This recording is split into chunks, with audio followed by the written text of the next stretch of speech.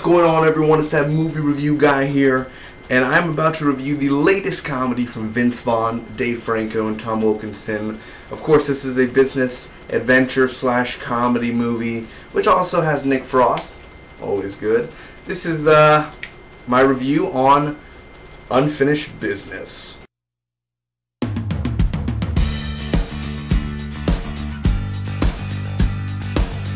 Alright, so I'm not going to be spoiling nothing from this movie, guys. I'm just going to tell you my pros and cons, whether or not this movie is worth watching and checking out.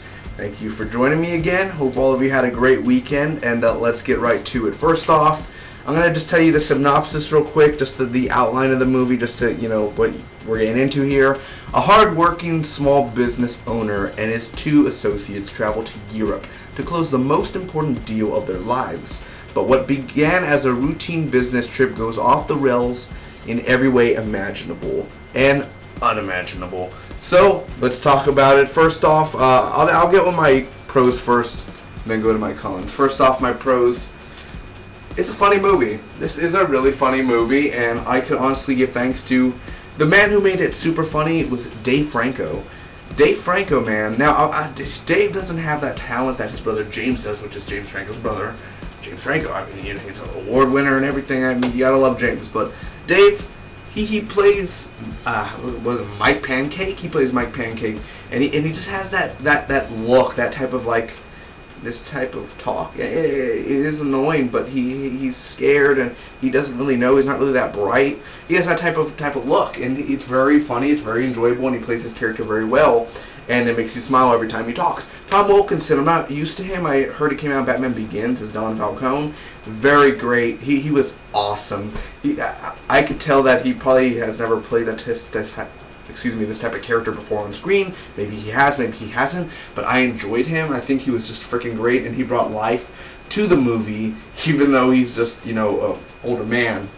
Vince Vaughn, yeah, of course, Vince Vaughn, yes, he plays mostly the same roles in every movie, because he is going to do that type of life, type of advice, you know, in every movie where he's kind of like, yeah, it's okay, you know, I've been through it before, all of us have been through it, you know, but it's okay, hey, you're a big man, I'm a big man, you're a big man, you know, that type of talk where he kind of does that look. Yeah, he does it again. It's Vince Vaughn. But again, he's underrated, and honestly, I do feel like this movie, what made it is, again, Vince Vaughn, Dave Franco, Tom Wilkinson. They're great.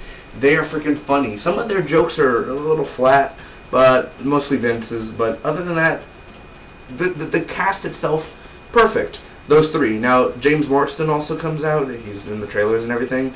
He's okay. There was not really no need. He's kind of lost his spark. Nick Frost was in there. It's always good to see Nick Frost, my boy. Where's Simon Pegg, man? Anyway. So, that was great. And it is funny. But I do have to say Hot Tub Time Machine 2 made me laugh a lot more. But kind of different comedies when I think about it. Now, I'll just get to my cons. There are a lot of plot holes in here. There are plot holes. Now, when you think about this, at the end, you're kind of just like, wait, what happened to this person? What about that deal? Wait, wasn't the purpose of this movie it didn't even explain it. That type of thing, you know what I mean? It kind of loses its way because it loses focus. This movie loses its way, and it wants to be this, but it wants to be that, but then it does this, and then, oh, we're going to do that, and we're just going to do this just because we can, because it's a $35 million budget movie, which is way overpriced in my opinion, because this movie failed at the box office. It didn't even make the top 5 at the box office. It was number 10, so, yeah. There's a bully situation with Vince Vaughn's son. I'm not going to get too much into it, but it doesn't really even deal, like, it doesn't even, like, you know, Vince Vaughn, if you're a dad, you'd be like, alright, I'm going to go up to the bully and everything, I'm going to teach him a lesson. No, it's kind of just like, I'm on this business trip, so, yeah, it's just one of those where it's kind of like the bully situation and all that. It's just a side thing. They didn't really need, it could have been better if they didn't put that in the movie. Honestly, it could have just been better. There were a lot of scenes where you could tell it was green screen. The effects and everything were pretty shitty in some parts, so that wasn't that good. There are slow scenes where it was really funny, and then there's just 3-4 minutes of boring, blank type of stare on the screen. I mean, it's literally seriously boring.